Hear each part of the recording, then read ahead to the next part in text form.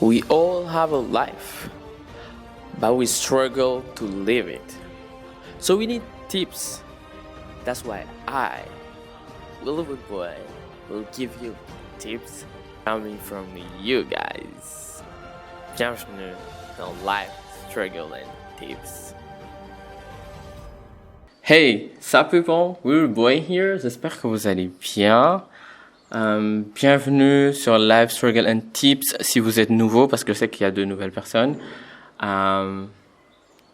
Welcome back. Merci d'être là et de rester fidèle à Life Struggle and Tips, même si le host lui-même n'est pas très fidèle à Life Struggle and Tips. Alors, bienvenue sur le podcast où à chaque épisode, c'est un retour du host du podcast où il te fait bienvenue sur Life Struggle and Tips, et ça fait très très longtemps que je vous ai pas vu. Effectivement, I miss y'all so much. It's been a while again, and I'm not gonna make any promises, but I love being here, recording and talking to y'all. Alors, j'espère que vous allez tous bien là où vous êtes, Paris, Toronto, Québec, Dakar, évidemment. I hope y'all doing good et que vous passez un bon moment. C'est la fin de l'été pour la plupart, et il reste encore un peu de temps, you know. Prenez le temps de vous amuser. Enjoy the moment. Hein? Ça fait un petit moment, j'ai reçu tout plein de messages. Ah, William, where's the pod? Where's the pod? Where's the pod? Jusqu'à certains ont laissé tomber. You guys know why I don't record sometimes. So this is the why. And you know what? I've just decided to make an episode. What is going to happen tomorrow will happen tomorrow, que sera. But we're gonna have this episode que j'ai écrit il y a un petit moment, and then I was thinking about it. I was like, you should record this episode, William. They're gonna like it, and you will like it. So you know what? I am recording this episode. Buckle up, people, because you and I in this pod, we are going to kill it. You miss saying that. Buckle up. Yeah, people, most of the time, en fait, il y a ce truc-là. Les gens ont l'habitude de dire... ouais, n'abandonne jamais, tout pour la gagne, et machin chose. Moi, il y a un truc tout bête que j'ai remarqué, et j'ai remarqué dans différentes compétitions, dans différentes équipes.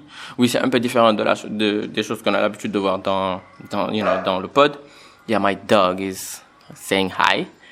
C'est un peu différent de ce qu'on a l'habitude de voir dans le pod, but this is something that I've been thinking about depuis un petit moment.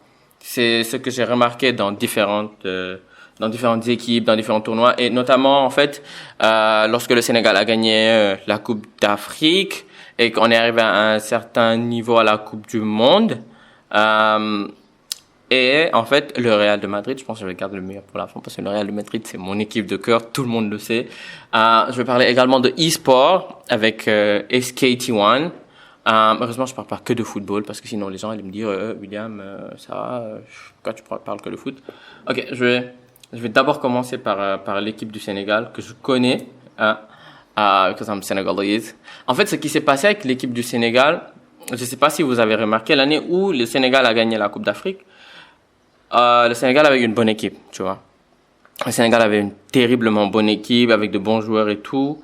Mais quand tu regardes, c'était un bon jeu, mais quand tu regardes encore, c'était pas le plus beau jeu du monde. Mais il y avait un truc qui les caractérisait, c'est qu'au fond, ils savaient qu'ils allaient gagner, tu vois. Au fond, tu regardes tes coéquipiers, c'est comme il disait, en fait, De Sailly, je pense que c'était De Sailly à l'époque. Non, c'est Makelele. C'est comme il disait Makelele à l'époque, tu regardes Zidane, t'as envie de gagner pour lui. Tu vois. Tu regardes Zidane, t'as envie de gagner pour Zidane. Et c'est ça, en fait, c'était ça qui fait la différence dans la plupart des équipes. Tu regardes ton coéquipier, tu as envie de gagner pour ton coéquipier, tu vois. Ton coéquipier te regarde, il a envie de gagner pour toi. Et c'est ce qui caractérisait cette équipe du Sénégal. Même, vous regardez le match où il y a Sadio Mané qui a eu cette blessure et tout, il est pas sorti, il est resté. The guy was fighting, he was like, je suis blessé. Et lui, il savait qu'il était blessé, il savait qu'il allait vraiment pas bien. But the guy, he stayed. He was like, okay, I'm gonna fight and I'm gonna make this happen. Et c'est ce qui fait la différence des fois entre les équipes qui gagnent et les équipes qui gagnent pas. C'est entre les personnes qui vont jusqu'au bout et les personnes qui vont pas jusqu'au bout. C'est pas en mode de discours de motivation ou pas. En fait, non, c'est juste un constat. En fait, un constat tout bête. En fait, il y a des gens dans une période donnée qui rentrent dans la zone, entre guillemets, où ils sont en mode, we win. We just win. Il y a un joueur de e-sport en Corée, et on lui demandait en fait, ok, qu'est-ce qui va se passer dans le prochain match? Il a dit c'est simple, we're just gonna win because that's what we do. On gagne. That's what we do. Il y a quelques années plus tôt, j'ai un ami designer, je lui disais tout le temps, en fait, tu es le meilleur graphic designer du Sénégal, et il me disait, William, tu as 2 options dans la vie. Je lui disais, ok. Il me dit, la première option, c'est de faire comme tout le monde, et d'essayer de t'en sortir, et d'essayer de donner le meilleur de toi. La deuxième option, c'est de sortir le mindset Booba. Je lui disais, mais dude, c'est quoi le Booba mindset? Il me disait, le Booba mindset, c'est dire à tout le monde que t'es le meilleur. Le crier haut et fort que t'es le meilleur. Ensuite, te prouver que t'es le meilleur. Parce qu'à la minute où tu dis aux gens que t'es le meilleur, crois-moi, t'es pas forcément le meilleur. Tu sais à l'intérieur de toi que t'es pas forcément le meilleur. But make it true. Believe it deeply in yourself, deeply in your heart. You will make it happen. Et quand j'ai écouté sa théorie avec le mindset Booba, he was like, say that you're the best. Say it. Laisse les gens l'entendre. Dis-le à qui veut l'entendre. Say that you're the best. Et après, bats-toi. Bats-toi to show them that you're the best. Et quand tu vas voir at the end of the journey, you're going to be the best version. Not the best de ce que eux ils croient. Hein? You're going to be the best version of you. But you're going to be far, far, far, far, far from what you've been at the beginning. You're going to be way higher than what you've been at the beginning. Et tu vas devenir tellement plus que ce que tu étais au début, que toi-même tu vas être choqué dans la situation. En fait, c'est un peu ça, c'est un peu la caractéristique du Booba mindset. Et en fait, j'ai pas trop, je m'étale pas trop sur l'équipe du Sénégal, mais c'est un peu, le mindset que je voulais un peu parler par rapport à ouais, je me perds dans mon français. This is the mindset that I wanted to talk about, par rapport à l'équipe nationale du Sénégal. C'est un peu. Alors, je vais venir à SKT1. En fait, je vais vous donner à T1. T1, en fait, c'est une équipe de e-sport. C'est une équipe de e-sport. Vous connaissez pas le e-sport, ce sont les jeux vidéo. Je me perds parce que j'ai l'habitude de ne plus expliquer c'est quoi le e-sport. Le e-sport, en fait, c'est un truc très simple. C'est les jeux vidéo, mais c'est la partie athlétique des jeux vidéo. Vous voyez? C'est ça un peu le e-sport. Et T1, c'est une équipe de e-sport en Corée. Pour faire un petit topo, la Corée est très avancée côté e-sport. Ils ont des équipes depuis plus de 10-15 ans. Et ils ont des compétitions depuis aussi longtemps ou plus. Et actuellement, je peux vous dire que certains joueurs de e-sport, notamment les joueurs de T1, sont plus importants que les joueurs de l'équipe nationale de foot. Ça veut dire pour encourager les joueurs de l'équipe nationale de foot, ils invitent un joueur de l'équipe de e-sport, notamment Faker, qui est le numéro 1, qui est le Cristiano Ronaldo ou Messi, comme vous voulez, du e-sport, pour qu'il puisse encourager les joueurs de l'équipe de foot. Tellement ce monsieur, il est populaire, tellement ce monsieur, il a de la cote, tellement ce monsieur est important dans le pays, dans le climat athlétique du pays, parce que c'est un joueur de e-sport. Pour vous montrer, en fait, l'ampleur du e-sport en Corée. Ça, c'est un point. Ouais. En fait, le e-sport a la même place que la lutte a au Sénégal, mais en plus avancé. Disons que, sachez que la Corée, c'est un méga pays, 4000 fois plus riche que le Sénégal et whatever, and understand, en fait, la part que le e-sport peut avoir dans ce pays-là et les revenus, que le e-sport peut générer dans ce pays-là. Les revenus TV, tout, les compétitions and everything. Alors, ce qui s'est passé avec T1, c'est que T1, c'est une équipe. Ils sont venus les premières années où il y avait Faker. Ils sont venus pendant 3 ans. Ils ont remporté le trophée. Vous savez. Pendant 3 ans, il y a un trophée qui est très important. C'est la Coupe du Monde. Ils appellent ça les Worlds. Et pendant 3 ans, d'affilée, ils ont remporté les Worlds. Ils ont remporté les Worlds back to back. Et en fait, ils sont restés un moment où ils gagnaient plus comme avant, mais ils gagnaient toujours certaines compétitions et tout, mais dans la tête de T1, dans la tête des supporters, je vais vous dire, hein, dans la tête des supporters, dans la tête du staff, dans la tête des joueurs, dans la tête du pays, il y a rien de plus important que les Worlds. C'est-à-dire, ils peuvent gagner un tournoi national, ils peuvent gagner 50 000 tournois nationaux, ils vont te dire, ok, c'est beau le tournoi national, but what we want, c'est les Worlds. Et vous savez, ce mindset-là, c'est pas le mindset d'un seul joueur, parce qu'ils ont le meilleur joueur du monde, c'est pas le mindset de Faker, c'est pas le mindset de ses autres teammates, c'est pas le mindset du coach ou du staff, non, c'est le mindset de tout un pays c'est le mindset de tout un pays que l'équipe a reçu en héritage. Vous savez, je suis désolé si je perds certaines personnes, mais je veux juste vous expliquer, en fait, comment on construit ce mindset de gagne. ce winning spirit, ce winning mindset, comment on le construit. Certaines personnes l'ont parce que certaines personnes sont allées le chercher, certaines personnes ont fait des recherches, se sont battues, certaines personnes l'ont par héritage. Et crois-moi, quand tu l'as par héritage, c'est plus facile pour toi parce que you build something on the top of what you inherited. Tu construis quelque chose au-dessus de ce que tu as hérité. C'est ça qui est important quand tu as un héritage. Il y a une différence entre quelqu'un qui hustle pour être millionnaire et quelqu'un qui est né millionnaire. Quand tu es né millionnaire et que tu apprends à gérer ces millions-là, tu construis quelque chose au-dessus de ce qu'on t'a déjà légué. Mais alors, quand tu nais d'une famille modeste et que tu te bats, tu donnes tout ton meilleur pour être millionnaire, ok, t'es millionnaire. Peut-être tes enfants vont construire quelque chose sur ce qu'ils vont hériter, mais toi, tu es millionnaire, tu es établi, tu es un pionnier, tu mets les bases. Vous savez, et c'est l'avantage là qu'ils ont eu de l'équipe de T1. Et ce dont je veux parler, c'est qu'il y a eu des matchs où T1, tu les regardes, où les gens ils disaient que il y a eu des périodes où les gens ils disaient que ok, c'est mort, c'est fini, c'est une équipe finito et que c'est une équipe c'était bien au départ, ils ont gagné plusieurs trophées et ce qu'ils ont fait c'est que c'était quoi? Les matchs qu'ils ont gagnés, c'était, à moins que je me fourvoie, je ne veux pas me tromper dans les dates, c'est 2014, 2015, 2016. Ou, ouais, 2015, 2016, 2017 qu'ils ont gagné les trucs. Et le prochain trophée qu'ils ont gagné, le 4e, c'était en 2024. Le prochain World qu'ils ont gagné, c'était en 2024 cette année. Et c'était un parcours incroyable. En tout cas, de 2017 à aujourd'hui, ils ont eu un parcours incroyable. Ça va pas dire qu'ils gagnaient pas de trophée. They've been winning. They've been winning, mais ils ne gagnaient pas de World. Mais en fait, c'est comme en fait cette famille entre guillemets pas toxique, je vais bien préciser, où avoir un 15 sur 20, c'est pas assez. They won 18. They won 20. They won 19.5. But they don't want 18. I mean, they don't want 15. They don't want 16. They want 19.5. They want 20. They're 20 families. C'est ça, en fait, ce genre de famille-là. Et en fait, ce winning spirit, ce winning mindset, c'est une chose qui se construit dès le bas âge chez certaines personnes. Ton père te l'inculque, ta mère te l'inculque, ta famille. Et eux, ils l'ont pris quelque part. Voilà pourquoi la société, c'est très important pour un individu. Parce qu'il y a plein de traits de caractère, il y a plein de choses que tu as en toi, tu penses que oui, je l'ai construit de moi-même, je l'ai créé de moi-même. Tu l'as puisé dans tu l'as hérité de ta société. Et voilà comment certaines personnes apprennent à gagner. Voilà comment certaines personnes apprennent à rester au top, mais voilà également comment certaines personnes apprennent à rester pauvres. Voilà comment certaines personnes apprennent à se dire, tu sais quoi, on a perdu toute notre vie, on va continuer à perdre.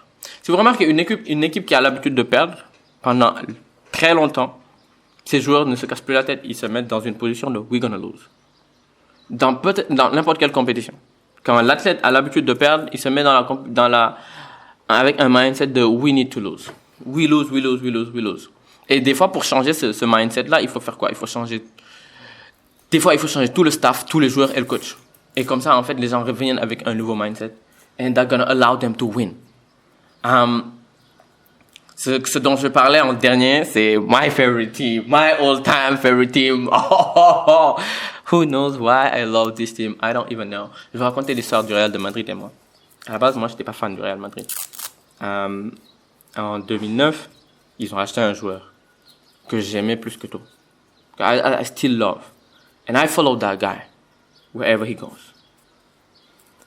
J'ai regardé son premier match de Coupe d'Europe, c'était en 2004. Le premier but qu'il a marqué en équipe nationale, c'était en 2004. C'était contre la Grèce, c'était un but de la tête. Et ça a permis à la Grèce ça a permis au Portugal à l'époque de faire 1-1 contre la Grèce. Il a marqué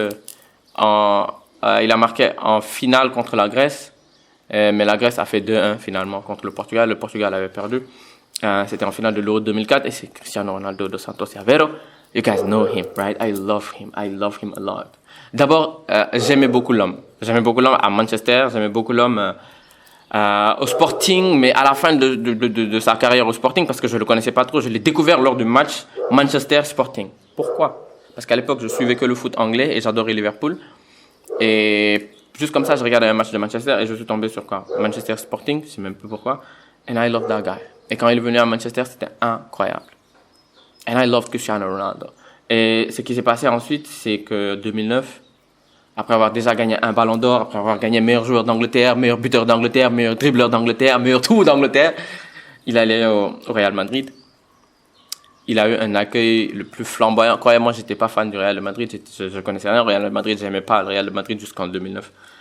Il a eu un accueil incroyable. C'était Cristiano Ronaldo, quoi. C'était pas n'importe qui.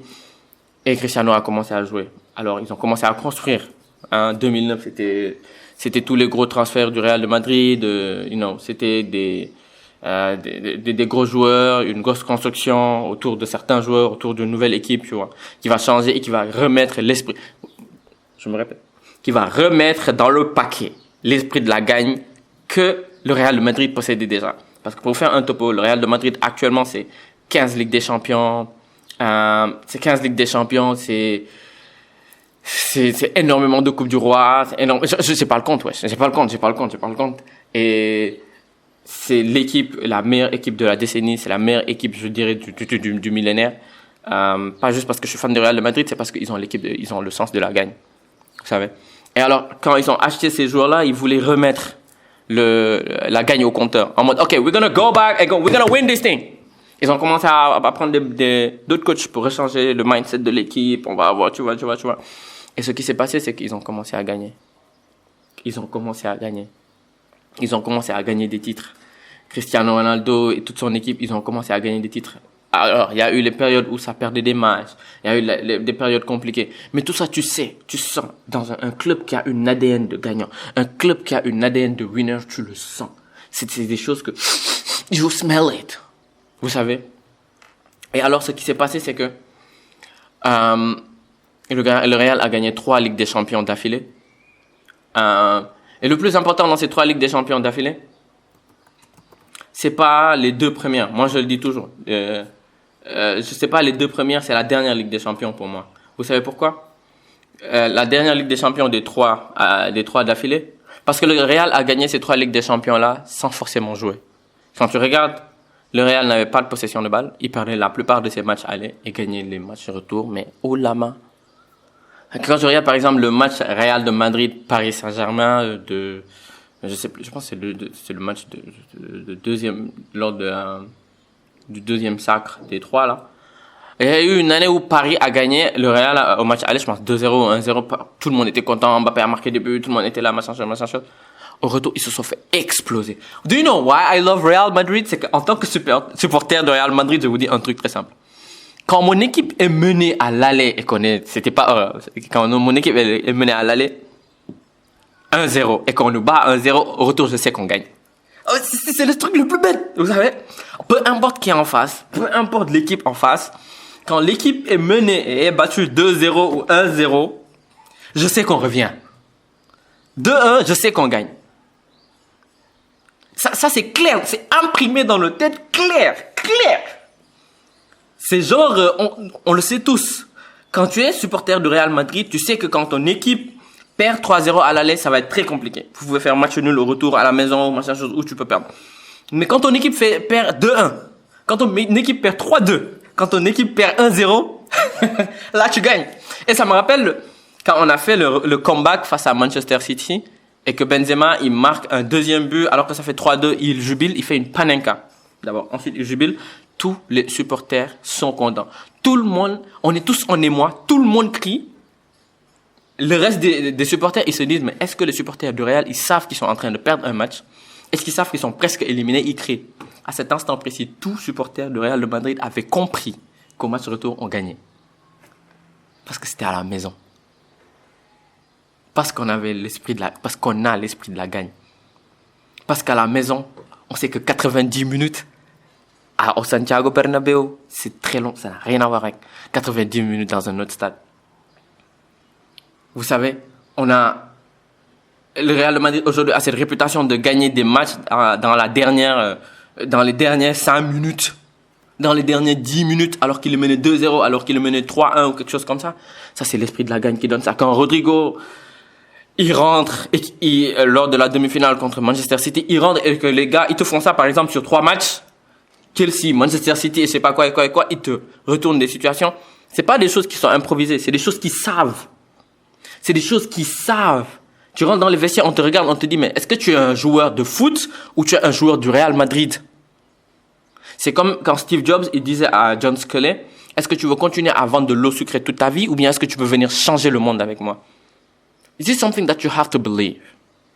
Quand Steve il disait à Sculley, est-ce que tu veux vendre de l'eau sucrée toute ta vie ou est-ce que tu veux changer le monde avec moi? Donnez-moi le nom d'un autre un directeur de Pepsi ou de Coca-Cola que quelqu'un connaît. Non. Non, pas autant que Sculley. Pourquoi? Parce qu'il est venu changer le monde avec Steve. Donnez-moi quelqu'un dans le monde de la tech. Ok. Aujourd'hui, c'est différent, mais qui a eu plus d'impact que Steve Jobs, qui a eu plus d'impact que Elon Musk, qui a eu plus d'impact que Bill Gates. Parce que ce sont des gens qui ont cru. Ok, on s'en fout de la partie ouais, succeed, machin chose. Non, ils ont cru qu'ils allaient changer le monde. It's the belief part. Tout le reste, moi, je m'en ouf. Hein. C'est le belief part. Il y a un monsieur qui disait, ouais, mais moi, en fait, aujourd'hui, je gagne, je sais même pas combien, $4,000 de salaire par mois. Le plus dur, c'était pas de gagner autant, mais c'était de croire que je pouvais gagner autant. Parce que souvent, vous savez qu'est-ce qu'on fait? We auto-sabotage ourselves. Des fois, on a tellement peur d'atteindre un certain niveau qu'on pète tout avant d'arriver à ce niveau-là. On a tellement peur d'échouer une fois à ce niveau-là qu'on pète tout et qu'on fait tout échouer avant d'arriver à ce niveau-là. C'est le problème de beaucoup de personnes. C'est la chose qui fait que beaucoup n'arrivent pas à un certain niveau. Et it's not easy. Comme ils ont l'habitude de dire, if it were easy, everybody will do it. Certains n'arrivent pas à un certain niveau parce qu'ils peuvent pas. Certains n'arrivent pas à un certain niveau parce que ils peuvent, mais ils gâtent tout avant d'arriver à ce niveau-là. Le truc le plus important, c'est de believe. Il faut y croire. Il faut vraiment y croire. Et quand on y croit, we make it. If you don't believe it, you cannot make it. You have to believe it. En fait, c'est you know. This is crazy though. Yeah. It is what it is. Right? J'ai développé, je suis vraiment désolé, j'ai vraiment beaucoup développé sur le foot et le e-sport. J'ai tellement parlé de Real Madrid, si je sais que la plupart de notre public, c'est pas un public masculin. Donc, excusez-moi, c'est pas des gens qui sont forcément attachés au foot. I didn't talk about emotion today, but I had to talk about the winning spirit that is super important. I mean, quelquefois, avoir un winning spirit est plus important que gagner. Parce que tu peux gagner un match et être sur un déclin, perdre un match et être sur une montée incroyable. Sans que les gens le sachent. Tu vois. Tu gagnes un match, tu perds 10 matchs. Tu perds un match, tu te rends compte que, jeez, what's up, let's go, I have to make it. Now we have to make it. Je me rappelle, il a sorti une phrase un jour, Baba, je vais vous expliquer. Baba, c'est mon ami et c'est le président de Solo eSport, qui est le premier club de eSport du Sénégal et de l'Afrique de l'Ouest. Un jour, les joueurs ont perdu et il a dit, je lui ai dit, mais fais-le un discours de motivation pour qu'il puisse, aller mieux. Il m'a dit, laisse-les dormir avec la défaite. Ça va leur donner de la hargne demain. Some people, they hate losing.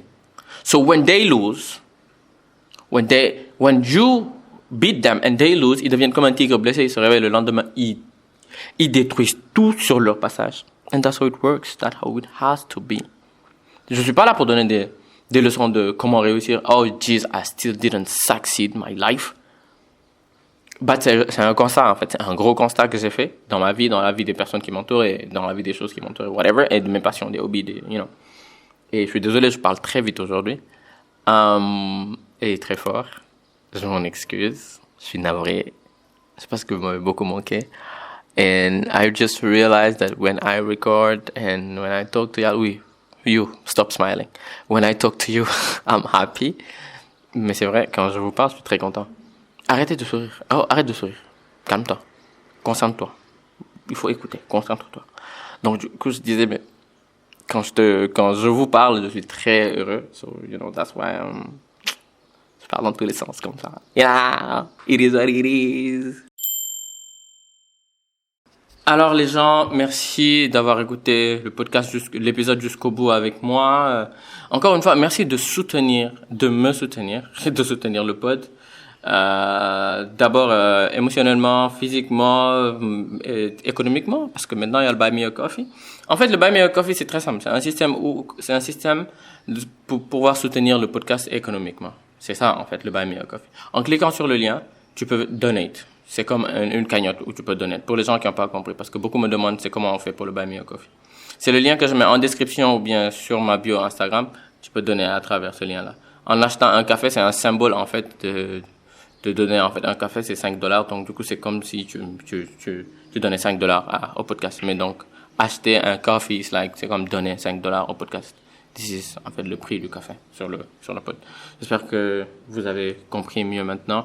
Thank you for listening, merci d'être là et d'écouter le pod. Partagez le pod en tout temps. Et il y a une chose qui me fait très plaisir, que j'aime et qui m'agace à la fois. Il y a beaucoup de podcasts maintenant au Sénégal. Énormément de podcasts. Après, peut-être les gens ont des podcasts différents, ont des goûts de podcasts différents. La plupart, c'est pas des podcasts que j'aime parce que souvent, c'est plus des interviews que des pods. Et de toute façon, les gens ont des goûts différents. It is what it is. I had to say it because I don't love them all. Certains, je les adore, je les aime. Ils ont la bonne humeur, ils partagent plein d'astuces, plein de tips, plein de je sais pas quoi. Mais comme toute industrie, le podcast est comme la musique. Il y a cette partie hardcore, il y a cette partie où les gens ils partagent de vraies choses, et il y a cette partie mainstream. Et voilà. Et comme d'habitude, la partie mainstream est un peu plus visible. Et c'est pour, c'est de bonne guerre, je dirais. Alors, see you for the next episode. Bye!